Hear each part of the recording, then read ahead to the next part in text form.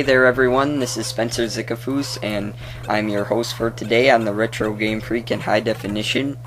Today what you are seeing right now is a review for Arch Rivals on the PlayStation 2 under the title of Midway Arcade Treasures 2, and this game has 20 arcade games on it, and Arch Rivals just happens to be one of those 20 games that's packed within this game. So to get started, I will tell you some history about Arch Rivals. It was originally released on an arcade machine in 1989, and then later came out on the Nintendo in 1990, and after that they decided to release it not only on the Sega Genesis in 1992, but also on the Sega Game Gear in 1992.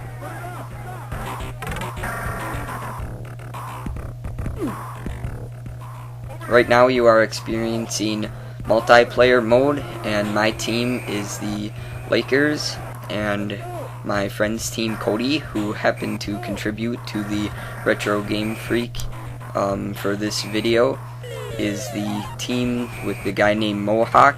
His team is in the red, and I think it's Chicago, and my team is the one in the yellow, like I said, with the name Tyrone.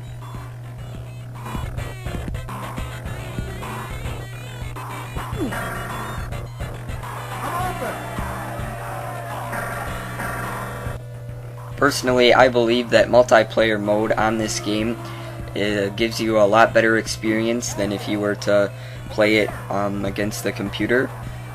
And if you want to pick this game up, it's on the PlayStation 2, and you can buy it at a local place like Cashwise Video. I got mine at Cashwise for $5 used. You can get it at a game store, possibly GameStop or a place like that.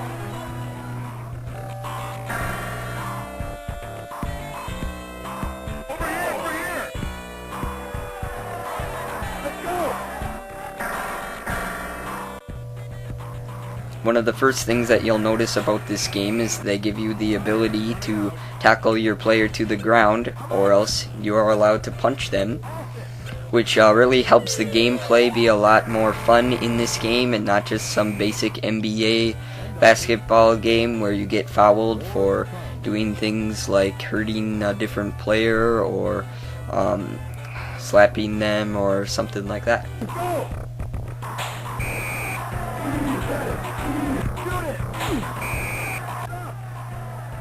The gameplay for this game is really fun. It has probably about 5 stars for replay value. The colors are really bright and the controls work well, using the little joystick to move your player up, down, left, right, and so on and so forth. On the PlayStation 2 controller, X is for passing if you have the ball, or else it is for punching when your opponent has the ball. And the square button is for shooting when you have the ball, or else is used for blocking a pass that your opponent shoots. Basically how it works is there's 2 people on each person's team, and you control one person on your team, and your opponent controls one person on their team, and the other person is a computer player who pretty much tries to go for the ball or block people, or else will accept your passes, and you can force them to shoot the ball also if they have it, instead of passing it back to your player to shoot. So that's a pretty nice thing. You'll also notice the old arcade effect has still been kept in this arcade version on the PlayStation 2 of Arch Rivals, because it'll tell you every once in a while to insert a coin, and then you just press start. So that's pretty nice. You'll notice the wide variety of people in the stands watching you, and the cheerleaders after you make shots. End of first half. More to come. When you actually open the instruction manual in the Midway Arcade Treasures 2 game box, and you look at the Arch Rivals game, you will see that it says in the first sentence or so, This is a one-on-one basketball game that basically follows the normal rules of basketball, but does not account for fouls, and players can actually fight for control of the ball. I'm open. I'm open.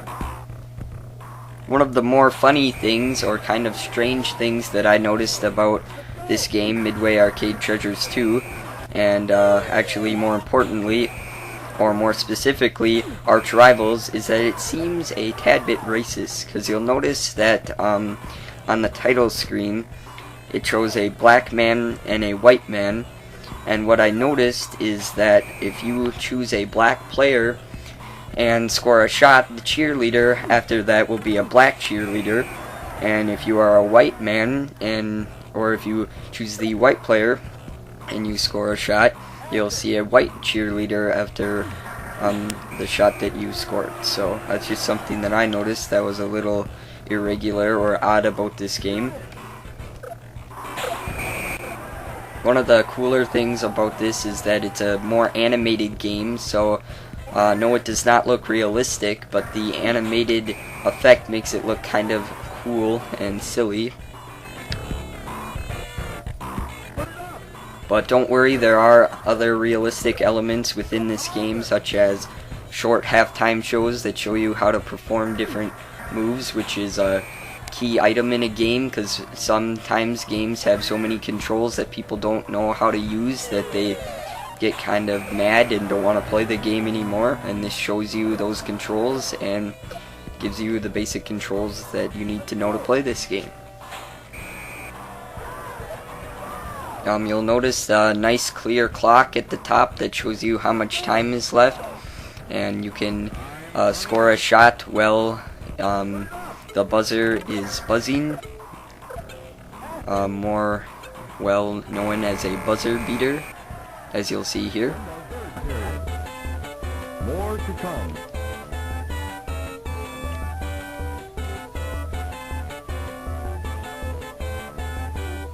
Also in the halftime shows, you'll notice the cheerleaders dancing around, and there's a bulldog biting on one of the cheerleaders' pom-poms, for what reason I do not know. And also by the stands there's a little bulldog jumping up and down.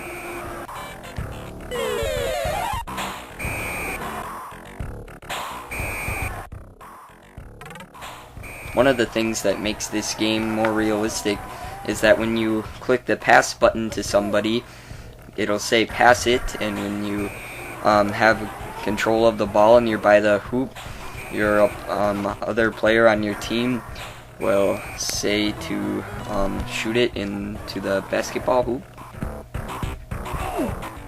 After you score a shot, it tells you how many points were scored, and will either show you a cheerleader, a referee, or some other odd man who looks weird.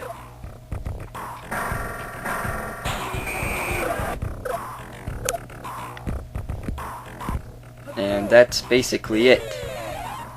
Just to let you know, in the future, the Retro Game Freak will be reviewing a lot more games off of this Midway Arcade Treasures 2 game on the PlayStation 2, such as Gauntlet 2, probably Rampage World Tour, Wacko, Wizard of War, Total Carnage, Timber, Spy Hunter 2, Primal Rage, Mortal Kombat 2, Mortal Kombat 3, Narc, Cyberball, Cosmic Cruiser, Championship Sprint, Hard Driving, APV, and a few other ones on here. So thank you for watching this review of Arch Rivals on the PlayStation 2. Thank you Cody Schultz for helping us make this review. And thank you Madge Fratsky from Hutchinson, Minnesota, for donating a clear microphone to help this review have better sound so you can hear what I'm saying in it. Thank you for watching this review, and please subscribe to us. Have a nice day.